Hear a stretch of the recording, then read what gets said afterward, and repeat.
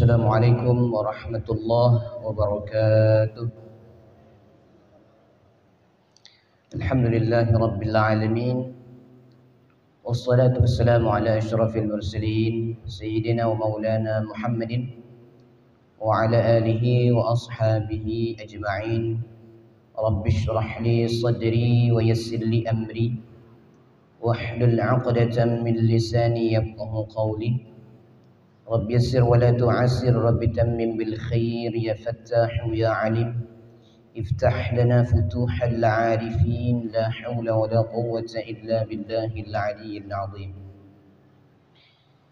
Bapak Ibu majelis pengajian yang saya hormati, sebelum kita mulai kajian seperti biasa, mari kita buka dengan pembacaan Ummul Quran dengan bertawassul kepada pengarang kitab dan bertawassul kepada ulama-ulama yang lainnya. Al-Fatihah ala niyatis sahalah wal jamalah fi kulli al-umuri ad-diniyah wad dunyawiyah wal ukhrawiyah ma'a tamamil inayah wa ila hadratin Nabil Mustafa Muhammadin sallallahu alaihi wasallam wa alihi wa azwajihi wa dhurriyyatihi ajma'in, thumma ila arwahi abaina wa ummahatina wa ajdadina wa jaddadina wa li ustadina wa li muallimina ولجميع المؤمنين والمؤمنات والمسلمين والمسلمات، خصوصا إلى روح الشيخ عبد القادر الجيلاني وإلى روح الشيخ محمد متولي الشعراوي وإلى روح الشيخ سيد سابق وإلى روح الشيخ سيد محمد بن علوي المالكي الحسني وإلى روح الشيخ حلمي بن عبد المجيد وإلى روح الشيخ عبد القادر بن إبراهيم وإلى روح الشيخ سراج الدين بن أهل محمد وإلى أصولهم وفروعهم ومحبهم وأحبائهم الأحياء منهم والأموات أينما كانوا من مشارق الأرض إلى مغاربها برها وبحرها وإلى جميع مشايخهم وسلسلة سندهم إلى رسول الله صلى الله عليه وسلم. غفر الله ذنوبهم ونفعنا الله بعلومهم وأفاض علينا من بركاتهم وأنوارهم وأسرارهم في الدنيا والآخرة. شيء لله وله الفاتحة. أعوذ بالله من الشيطان الرجيم. بسم الله الرحمن الرحيم.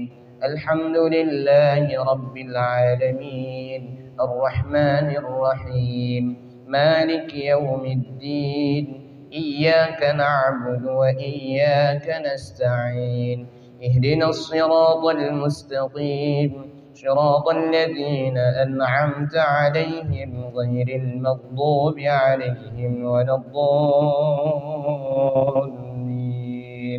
رب اغفر لنا آمين. قال المصنف رحمه الله تعالى ونفعنا بعلومه في الدارين. Kita melanjutkan kajian kita masih berkenaan tentang salat, yaitu tentang hal-hal yang dibolehkan di dalam salat.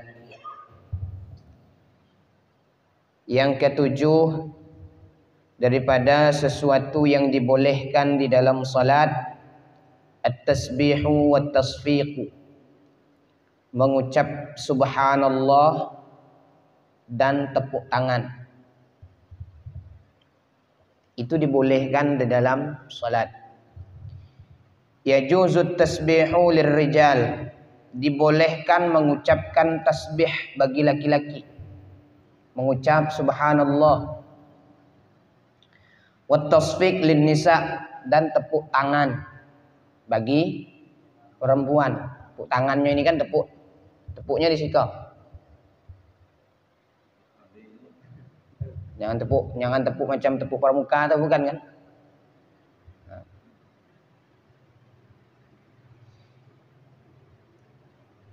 Untuk apa? Idza arada amrun minal umur, apabila ada perkara-perkara atau hal-hal yang kita tujuannya untuk apa? Untuk mengingatkan sesuatu. Seperti apa? Katanbihil imam idza akhta'a,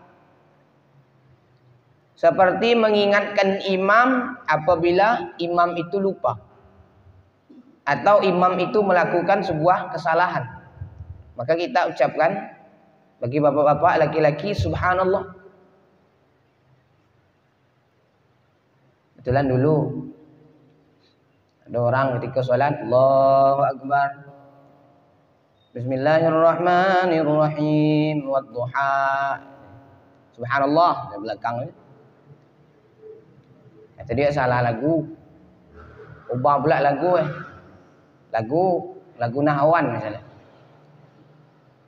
Bismillahirrahmanirrahim, wadduha, wal laili idza saja. Subhanallah itu di belakang. Salah pula lagu itu. Ubah lagi lagu ras. Bismillahirrahmanirrahim, wadduha, wal laili idza saja. Subhanallah itu di belakang. Tadi 3 kali dah. Apalah salah. Upaya dia langsung lah nengok ke belakang. Apa salah saya kok? Imam kan ada apa juga kan. Kata makmum, Pak Imam, Fatihah lupa baca tu dia. Jadi Allah Akbar langsung bismillah baca duha.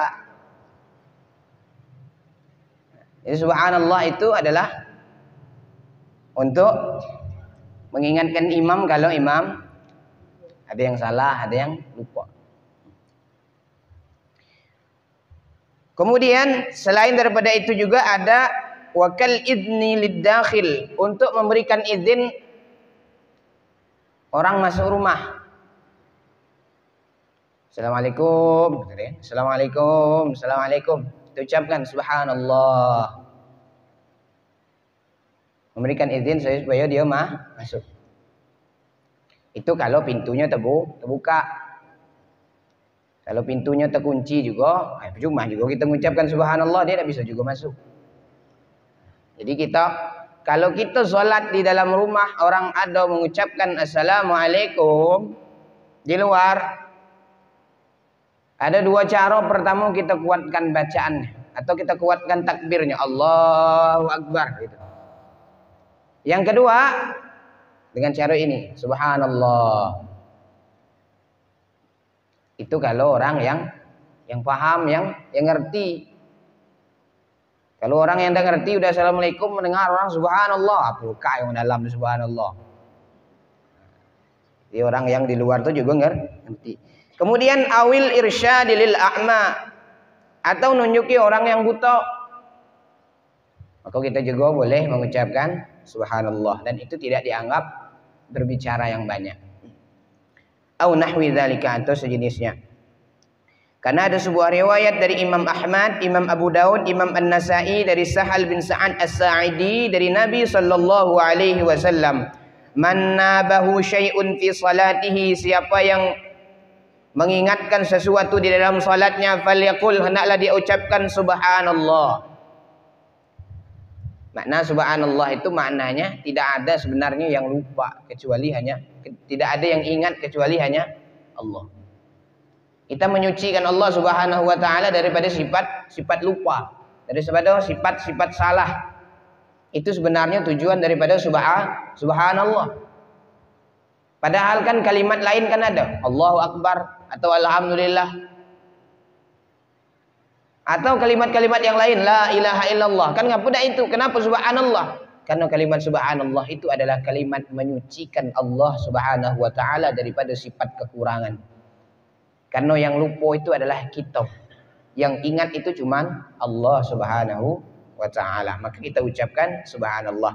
Wa innamat tasbih lin nisa, karena tepuk tangan itu bagi perempuan. Wa tasbih lirrijal, dan subhanallah itu untuk laki-laki. Nah, kalau ibu-ibu saya rasa kemungkinan agak jauh. Jadi kalau tepuk tangannya tidak begitu kuat, maka bapak-bapak lah yang ingatkan dengan ucapan subhanallah. Dan itu pun tidak terlalu kuat.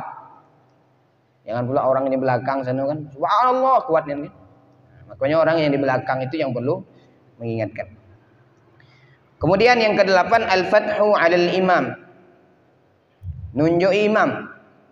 Apa makna nunjuk imam? Idza nasiyal imam ayatan, apabila imam itu lupa suatu ayat, yabta'u 'alaihil mu'tam, maka makmum itu yang mengingatkan imam ketika ayat yang dibacanya itu lupa. ketika ayat yang dibacanya itu tadi ada yang keliru, fayudzakkirhu tilkal ayah, dan hendaklah dia menyebutkan ayat yang lupa itu. Misalnya imam bismillahirrahmanirrahim, qul a'udzu birabbin nas, ilahin nas. Berhenti di situ. Kita langsung ingatkan malikin nas. Itu boleh.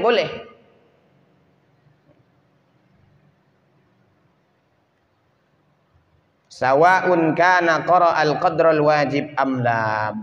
Sama saja baik imam itu sudah membacanya atau belum membaca ayat itu. Karena ada sebuah riwayat dari Imam Abu Daud dari Ibnu Umar radhiyallahu an, bahwa Nabi sallallahu alaihi wasallam shalla salatan. Beliau ini salat pada suatu salat, faqara'a fiha, kemudian membaca ayat, faltabasa alaihi, kemudian beliau itu lupa, ragu-ragu. Falamma faragha qala li abi, ketika selesai daripada salat, Rasulullah sallallahu alaihi wasallam berkata kepada bapakku Sayyidina Umar, kata Ibnu Umar ni anaknya Sayyidina Umar, namanya Abdullah bin Umar. Apa kata Nabi? Asyahidta ma'ana, wahai Umar, apakah engkau salat bersama kami? Maka Sayyidina Umar mengatakan, na'am ya Rasulullah. Maka Nabi mengatakan, fama mana'aka an taftah aliyah, mengapa engkau dah nunjuk aku? Mengapa engkau dah mengingatkan aku? Nah, ini dalil yang menyebutkan bahwa mengingatkan imam, menunjuk imam dalam sebuah ayat itu dibolehkan. Yang kedua, yang kesembilan, hamdulillahi 'indal 'atas atau 'inda hudusi ni'mah. Mengucapkan alhamdulillah ketika bersin, atau 'inda hudusi ni'mah, atau ketika mendapat nikmat. Tapi ini jarang dalam solat. Kebanyakan kita ni yang bersin. Ini boleh atau tidak boleh, dan itu tidak batal solatnya. Karena ada sebuah riwayat hadis dari Imam Al-Bukhari, dari Imam An-Nasa'i, Imam At-Tirmizi, dari Rifa'ah bin Rafi'. Rifa'ah bin Rafi' mengatakan, Sallaitu khalfa Rasulillah sallallahu alaihi wasallam. Aku salat di belakang Rasulullah sallallahu alaihi wasallam. Fa'atastu. Kemudian aku bersin. Itu kan sering kita tuh bersin. Lagi salat, lagi enak-enak baca, lagi enak imam dengar imam bersin. Dan bersin kita itu macam-macam. Ada yang kecil bunyinya, ada yang sedang-sedang bunyinya, ada yang kuat. Sampai tak hahum, dan macam tu ada macam tu bunyinya kan, bersin kan. Ada yang kecil acih. Nah, ada gitu be. Jadi aku bersin, kata Rifa'ah.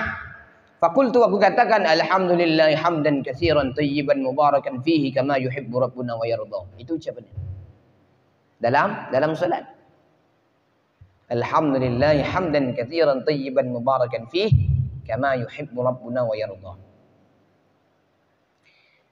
Falamma shalla an-nabi sallallahu alaihi wasallam qala, setelah selesai salat, Nabi sallallahu alaihi wasallam bertanya, manil mutakallim fi shalah? Siapa yang mengucapkan alhamdulillah hamdan katsiran di dalam salat tadi?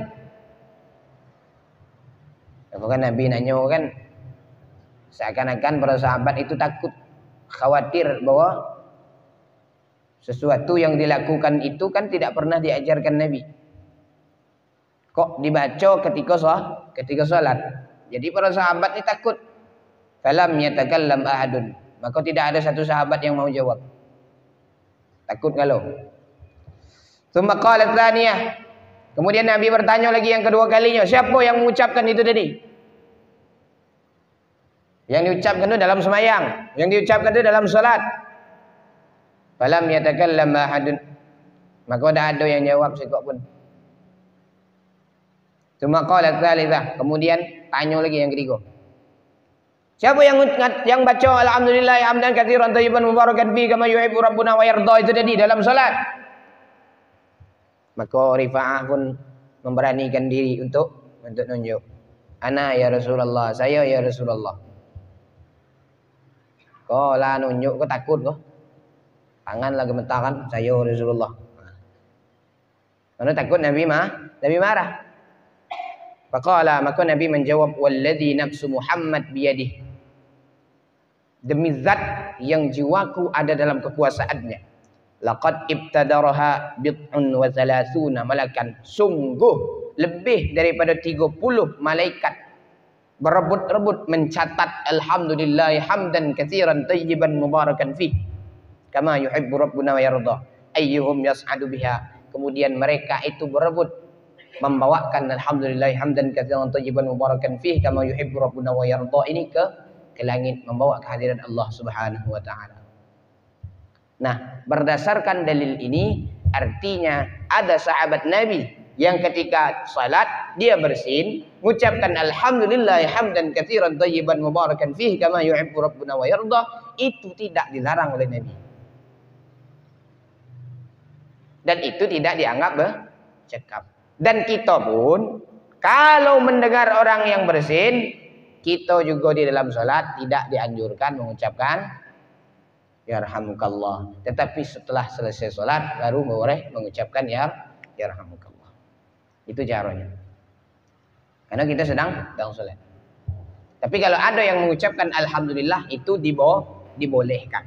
Tidak membatalkan tidak batal salat. Kemudian yang ke-10 as-sujudu ala thiyabil musalli au imamatihi li'udrin. Sujud di pakaian orang yang salat atau sujud di sorbannya karena ada udzur. Misal tidak ada sejadah misal.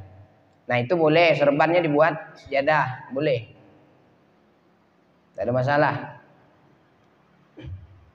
Atau kita ini ada pakaian kita ini agak dikit ya kan, panjang sedikit kan, itu dibolehkan untuk supaya kita tidak terkena kotoran-kotoran yang ada di keramik itu, atau karena takut merasakan panasnya keramik, atau karena mungkin takut kedinginan di keramik itu, boleh kita berpijak di atas pakaian itu.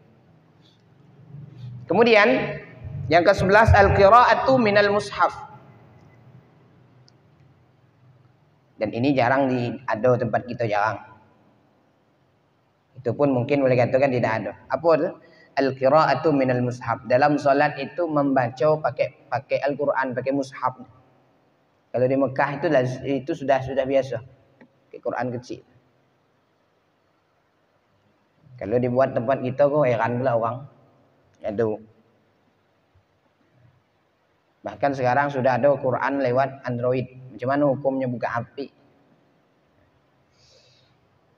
Karena ada sebuah riwayat dari Imam Malik, fa inna Dzakwan maula Aisyah. Sesungguhnya ada seorang budak namanya Dzakwan. Dzakwan ini maula Aisyah. Dzakwan ini adalah budak atau hamba sahayanya Aisyah. Kana ya ummuha fi Ramadan minal mushaf. Beliau pernah mengimami Aisyah di dalam bulan Ramadan itu pakai mushaf. Kayak mushaf itu. Jadi mushaf zaman Nabi beda dengan kita ini.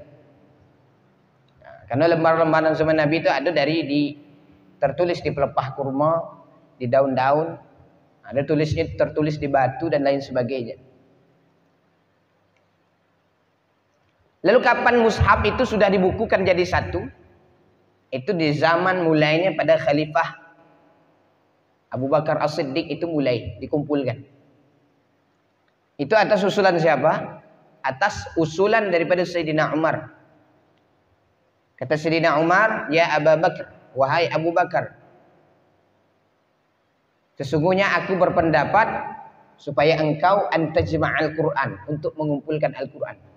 Dikumpulkan Al-Quran itu dijadikan satu. Maka Sayyidina Abu Bakar mengatakan, kaifa a'malu syai'an lam yaf'alhu Rasulullah sallallahu alaihi wasallam? Bagaimana aku melakukan sesuatu yang tidak pernah dilakukan Rasulullah? Apa kata Sayyidina Umar? Wallahi huwa khair. Demi Allah ini baik. Maka dikumpulkan para sahabat-sahabat senior Salah satunya juru tulis masalah Al-Quran ini adalah Zaid bin Sabit. Nah, ini juru tulis masalah Al-Quran. Nah, pada masa Khalifah Abu Bakar ini mulai dikumpulkan. Pada masa Umar diteruskan, kemudian selesailah Al-Quran itu dalam satu mushaf pada masa Khalifah Utsman bin Affan. Maka ada namanya Mushaf Utsmani. Dan dulu belum ada titik, belum ada harokat. Kita beruntung lah. Quran kita sudah ada harokatnya, sudah ada titiknya. Dulu ba, ta, sa, ya, itu sama be. Tak ada beda. Semenjak dikasih titik itu baru ada samanya. Kalau ba, sekok titiknya di bawah, ta, 2 titik di atas, sa, titik 3 di atas, ya di bawah 2 titik. Nun titiknya di atas sekok. Kalau dulu belum ada tuh. Fa dengan qaf sama be. Ain dengan ghin sama, ta sama dha sama. Karena tidak ada titiknya. Dad sama sad sama, sin sama shin itu sama, dal sama. Ra zai sama hurufnya. Tidak ada titik.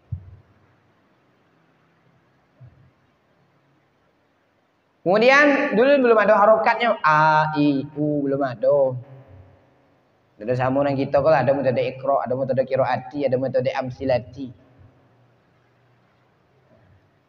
Ada metode al-Baghdadi, an, in, un, ban, bin, bun, tan, tin, tun. Jadi kita sekarang sudah banyak metode-metode yang bisa membuat kita cepat baca Quran. Bahkan kini sudah ada Quran pen. Ditunjuk berbunyi dia. Tunjuk surah kau langsung berbunyi. Tunjuk surah kau langsung berbunyi. Cuma jangan sampai gara-gara itu kita malas pergi ke guru.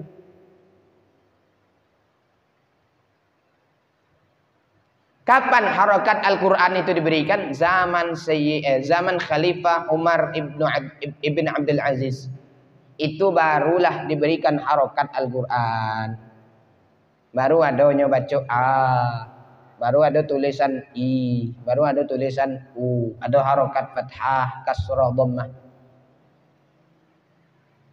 Nah, kita bersyukur sudah ada Quran kita ini berbaris. Nah, ini riwayat daripada Imam Malik. Wa hadza mazhabu Syafi'iyah, dan ini juga mazhab Imam Syafi'i. Bahkan Imam Nawawi mengatakan, qala an-Nawawi, al-Imam an-Nawawi mengatakan, walau qalaba awraqahu ahyanan fi salatihi lam tabtul. Jikalau seseorang itu membolak-balik halaman di dalam salatnya, maka tidak batal. Nah, karena membolak-balikkan itu tidak dianggap sebagai gerakan yang banyak. Karena yang disebutkan kemarin kan itu gerakan yang banyak. Ajma'al fuqaha ala anna al-mashy al-katsir fi shalah al-mafruḍah yubtiluha. Nah, gerakan yang banyak dalam salat yang fardu itu membatalkan.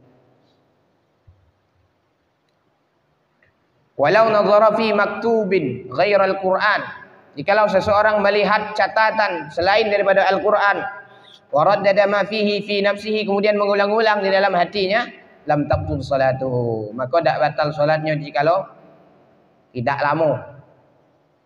Lakin yukrahu, akan tetapi makruh hukumnya. Ngulang hafalan, ngulang Pancasila misalkan, lagi semayang, satu ketuhanan yang Maha Esa dalam hati nyok cakap nyok. Dua tuh kemanusiaan yang adil dan beradab. Nah, ngulang-ngulang itu kata Imam Nawawi tidak batal.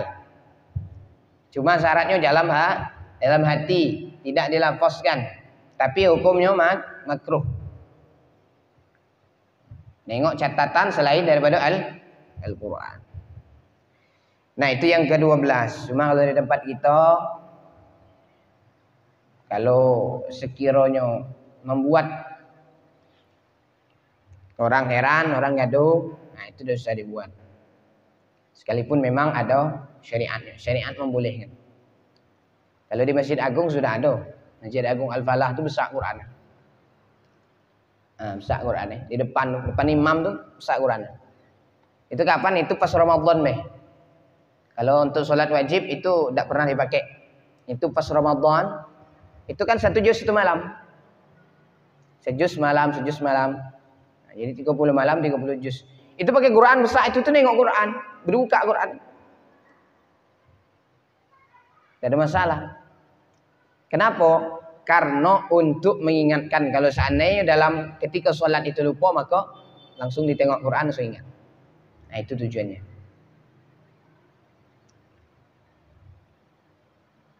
Kemudian yang ke-13, syughlul qalbi bi ghairi a'malis shalah. Kesibukan hati dengan sesuatu yang bukan amalan-amalan salat, yang bukan perbuatan-perbuatan dalam salat. Itu kan sering gangguan hati itu tuh banyak. Yang ingat makanlah. Makanya ada hadis begini bunyinya. Idza quddimal asya wa uqimatis shalah, apabila hidangan itu sudah dihidangkan, makanan sudah dihidangkan, kemudian salat didirikan, fabda'u bil asya, maka mulailah makan itu, makan makanan itu. Artinya apa? Artinya supaya nanti ketika kita salat tidak ada gangguan-gangguan selain daripada gerakan-gerakan salat, selain daripada perbuatan-perbuatan salat. Kalau makanan sudah dihidangkan, salat didirikan, kemudian kita langsung melaksanakan salat, ini banyak gangguan-gangguannya. Umpamalah kita pergi acara tahlilan, sedekahan, 5 orang. Kemudian orang lah komat, orang hidangkan makanan. Kira-kira nak makan dulu ke semayang dulu? Kalau nak semayang dulu berat nak hati itu.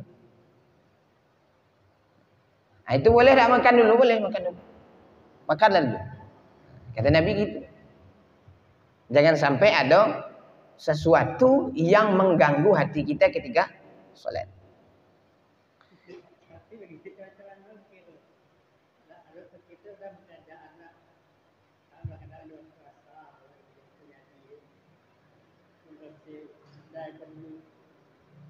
Jadi kalau nak juga kan dia sayang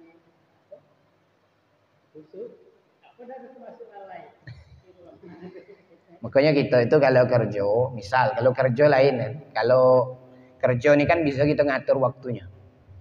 Sekiranya asar jam berapa?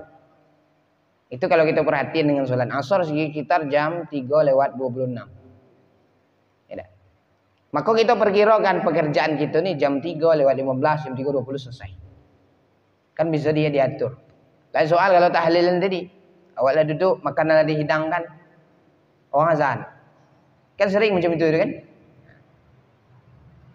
Tapi kalau hal-hal yang macam itu tadi tidak apa ditunda sebentar. Kalau nak sholat atau kalau kita nak melanjutkan silakan lanjutkan. Cuma jangan kebablasan waktu. Lah sampai jam 5:30, lah sampai jam 6 lah lewat. Baru nak sembahyang asar. Iko gara-gara perkara tanggung weh. Padahal misal ngeco misalnya dah, ngeco tanggung. Kali tengok kenyok tanggung. Panjang 10 meter ngeco. Kok kenyok tanggung namanya. Tak apa kita berhenti dulu. Makanya kan kita itu dijedah waktunya tidak terlalu dijedah waktunya itu kan dengan terlalu panjang jedahnya itu kan. Di waktu zuhur ada jedah di situ. Jedahnya kita dapat makan, kita dapat istirahat, dapat sholat. Itu jedahnya. Setelah itu lanjut kerja. Ada memang orang yang kalau asar lah balik lah. Ada yang mikir-mikir kerja itu. Ada orang yang ada. Kecuali kalau kita kerja di kantor, misalnya lain soal kan. Karena kantor ini kan tidak begitu kesibukan-kesibukan yang terlalu seperti kerja bangunan. Kalau kerja bangunan kan lagi ngecoh atau lagi masang apa segala macam dan plaster lain sebagainya. Nah, ini kan kalau sekiranya waktunya itu masih jauh lagi kita kerjanya itu salat dulu. Jangan sampai nanti kita kepengen salat kita khusyuk ternyata tidak dapat kekhusyukan. Kenapa? Karena salatnya sudah hampir habis waktunya. Syughlul qalbi itu dihindarkan. Karena dalam hadis riwayat Imam Bukhari, Imam Muslim dari Abu Hurairah radhiyallahu anhu bahwa Nabi bersabda, "Idza nudiya lis-shalah." Apabila azan itu dikumandangkan, adbara syaitan, maka syaitan itu lari terbirit-birit. Walahu duratun, dan syaitan ketika lari itu terkentut-kentut. Saking takutnya setan itu dengan azan. Makanya kita dianjurkan kalau bayi itu baru lahir, diazankan di telinga kanannya yang laki-laki, diiqamahkan telinga kiri. Di samping untuk menyebutkan pertama sekali yang didengar daripada bayi itu adalah kalimat tauhid, supaya iblis, supaya syaitan itu sudah dekat dengan bayi. Karena syaitan itu kalau dengar suara azan lari. Kalau kita nampak setan dulu lari, ya ramai setan dulu lari. Hebatnya nengok, ya tak? Lari kau, kata kita kan. Walahu durat, sambil berlari itu sambil mengeluarkan kentut. Hatta la yasma'al azan, sampai tidak mendengar lagi azan. Kalau dusun ngawas kalau setan, entah di mana munyi. Kenapa? Nak munyi ke dia azan kau. Nak munyi lari ke padang azan kau, sampai ke padang azan terus. Lari ke payu lah mungkin kan. Lari ke payu lebar, lari ke pelabuhan, lari setan kan. Tak ke mana lari ya. Kalau lari ini masih di jalan-jalan, kau masih kedengaran suara azan. Sampai dah dengar suara azan. Itu setan larinya. Fa idza qudiyal adzan aqbala. Cuma kalau azan itu sudah selesai, balik lagi. Dengar lagi azan, detik lagi dengar azan. Berarti sudah azan kau. Ayo kita balik, kami balik. Kau tugas kau sana, tugas kau siko, bagi pula tugas. Kau tugas kau siko. Ayo kita ke tugas, tempat tugas masing-masing. Fa idza thuwiba biha. Makna thuwiba biha ini maknanya ay uqimat. Kalau qoman iqamah adbara, dia pergi pula.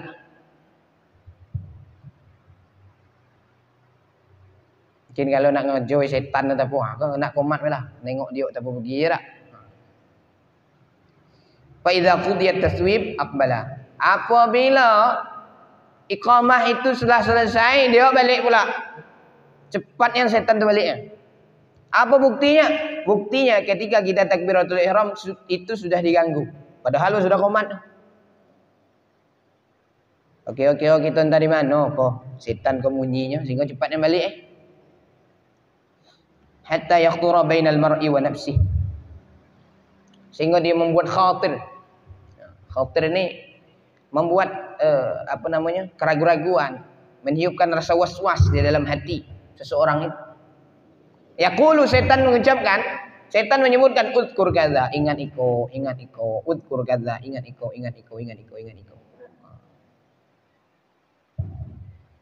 Lima lam yakun yadhkur. Sehingga dia tidak sesuatu yang awalnya memang tidak ingat, diingatkannya oleh syaitan. Itu banyak gangguan kita dalam sembahyang. Ingatlah dengan kunci kau tadi pak mana. Ingat dengan duit dalam dompet ni. Ingat hutang dengan si anu tu. Ingat sawit kau lah todos apa belum. Apa lagi misalnya awak pun sudah potong balik jam 12. Berkoma mandi sembahyang. Hari hujan. Itu setan. Asal lah kau. Kau udah potong hari hujan gitu kan. Jadi disebutkan uzkur kadza, ingat engkau.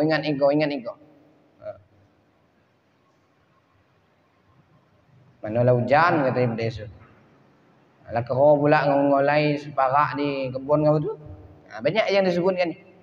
Sehingga kita awalnya tidak ingat jadi ingat.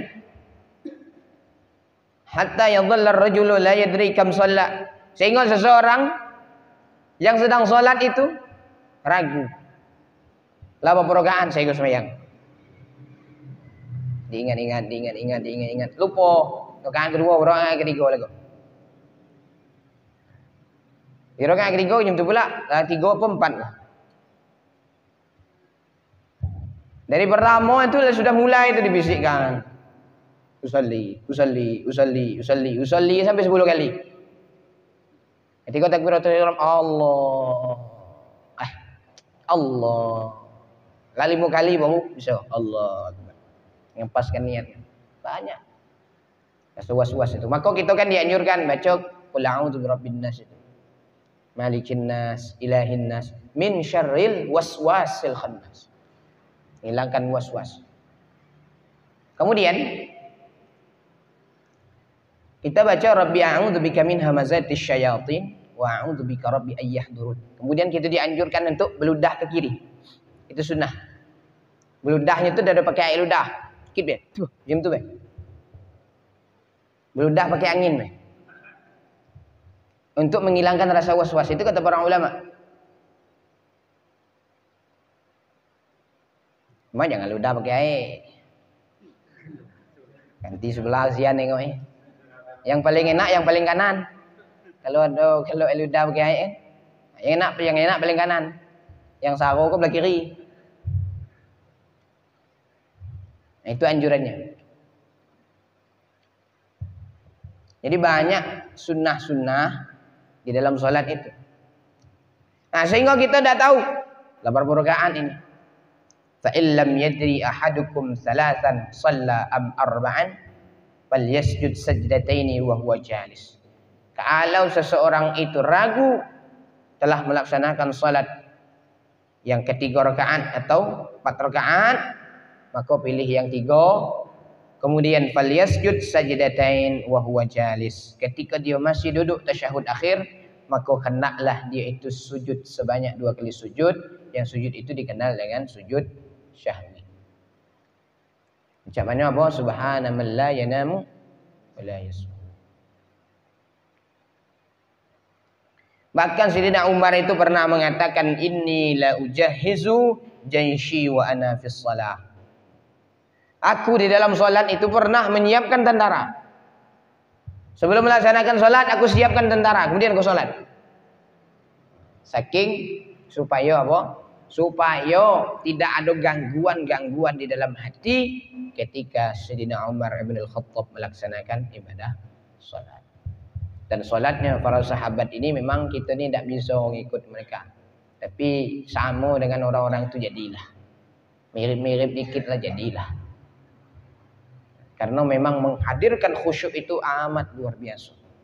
Yang penting khusyuknya kita itu adalah khusyuknya untuk melaksanakan ibadah kepada Allah Subhanahu wa taala.